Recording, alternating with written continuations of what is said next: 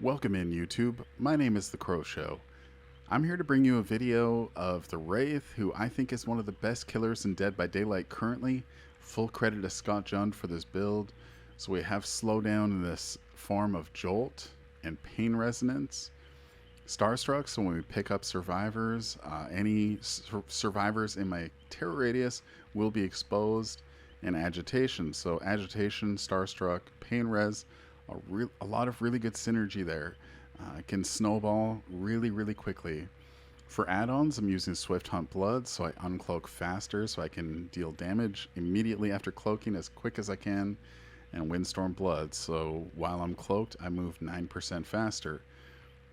The two rounds I've selected, I think, demonstrate Wraith's power very well, and I hope you enjoy. So I forgot to mention, I'll be commenting on these rounds as we go. I didn't record live, I would prefer to just like make commentary on my gameplay. So when I start each round, I always just kind of do a quick patrol of nearby gens and look for an easy target. Now to land the first hit, I do like to sneak up as best I can, but this Jane opened her third eye and somehow knew I was coming. She gets a running start, gets that window, drops a pallet. Fails the flashlight burn, which is a good thing to do versus Wraith. It's just, that was kind of a wide open area, I had a lot of space to move. And here she made a bit of a mistake. She blinded me and tried to be sneaky. I used my gamer headset, downed her, put her on a scourge hook. I knew exactly where she was because I could still hear her.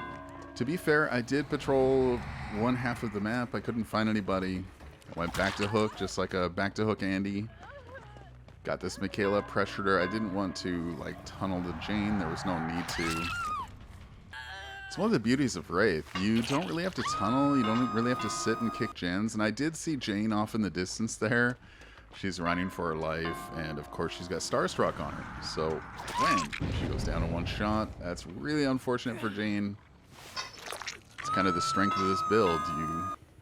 If you can get one or two one-shot exposed hits on survivors, thanks to Starstruck, that's huge value and can lead to some really great snowballing moments. This Fung went on a pallet dropping spree. Now, is she good at Dead by Daylight or is she good at dropping pallets? I low-key thought she had windows of opportunity, but she didn't. She was just really good at sniffing out pallets. Go to the other side of the map. I noticed Nancy had a Lithe, so there's no need to uncloak there. Again, it's one of the really strong points of Wraith. He can soft counter Lithe and Sprint Burst. When they get that distance, if you're cloaked, you can just run right with them. Especially the add-on I have, running 9% faster. It's very powerful power to have. Jane with a nice little mind game there. Jane's very active here, which is nice, but like it kind of bites her and the team in the butt there. She's out at 3 gens. Probably should have played more conservative. And so I run into the Michaela again, get her on a Scourge Hook, and you'll notice I'm getting tons of value out of Scourge Hook. Pain Resonance as well as Jolt. Nancy comes in for the trade. I wasn't really in the mood to try, you know, make the Michaela take the BT hit. I run over there, find Fung and Michaela. And this is basically the game right here. Because of the map design, Michaela's cut off, Fung is cut off. I get Fung on a Pain Res hook, and I'm looking for Michaela. Or sorry, they got Fung off the hook. I get her back on one. And so I see some scratch marks off in the distance, but she gets hatched. That's fine. So as you can see with Wraith, you don't have to sit there and kick gens and get eruption. You can chase people like non-stop. And that entire trial, non-stop chases. I was constantly applying pressure.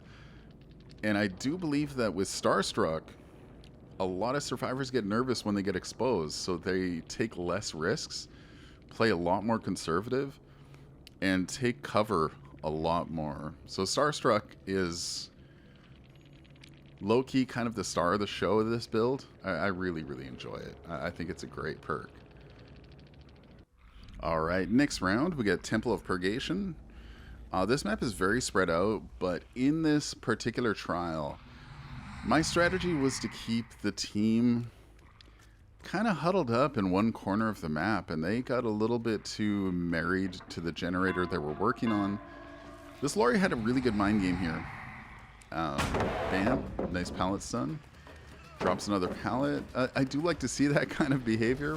I do enjoy pallet happy survivors. Change targets, find a Michaela. Go figure, Michaelas are easy targets. I patrolled the map and I ran into her on this part of the map here. I think she misplayed this pallet just a little bit, but that's the beauty of Wraith. He makes you kind of gamble on 50-50s. Now, I deliberately took Michaela to this map, or this part of the map, because I saw a generator blow up over here, so I knew I could get Starstruck value. And I know that David's probably exposed thanks to Starstruck. So I get this pallet out of the way, chase him down. David's one shot, and I'm going to get Jolt value on that Jin over there in the corner. Whammo! Get him on a Scourge Hoof, Pain Resonance to blow up the Jin again. And then I go pressure the folks who got the hook save. And again, Wraith just gets constant pressure, and because he's so fast, he can apply pressure to every area of the map. Firecrackers and flashbangs are actually low-key, like really powerful versus Wraith. These two kind of panicked. They both have Starstruck on them.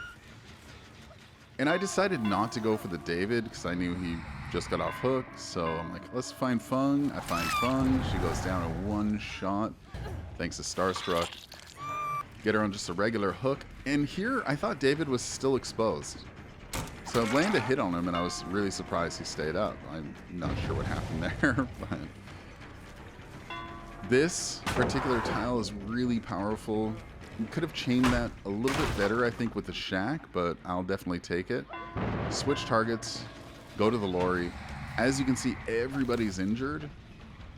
And that's not even with Sloppy Butcher. That's just Wraith applying pressure to everybody all at once.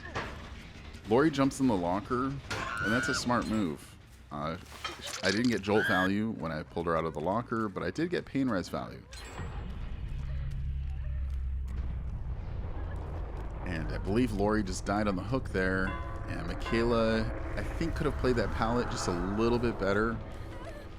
But again, that's Wraith for you. He makes you make mistakes. When you're at a pallet, sometimes it's not super easy. But Wraith does struggle versus pallets and windows, like most killers.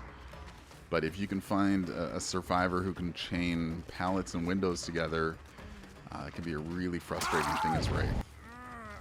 David greeted a little bit too much in that spot. Find the Fung immediately. I have no aura reading perks either. It's all just instinct and wearing gaming headphones. I use my speed add-on to cut her off, so she can't actually drop the pallet on me there, because I got there before and I was able to body block. It's another really strong technique for Wraith. So I find Michaela. I believe this is game, set, match. They got 3 gens fixed. Wraith, I'm telling you, is one of the best killers in Dead by Daylight. I think he's in a really good spot. He's got really strong add-ons. His base kit feels nice. With the right perks, he's really hard to beat. And I think I mentioned it at the beginning, but full credit to Scott Jund for this build. I watched him play this on his Twitch stream about a month ago. I've been playing Wraith ever since. I've been in love ever since. If you enjoyed this video, be sure to leave a like, drop a comment, and please subscribe to my channel. I'll be looking to put more YouTube content out there. And if you have any feedback, I'm open to that as well. So thank you very much for watching. Hope you have a good night.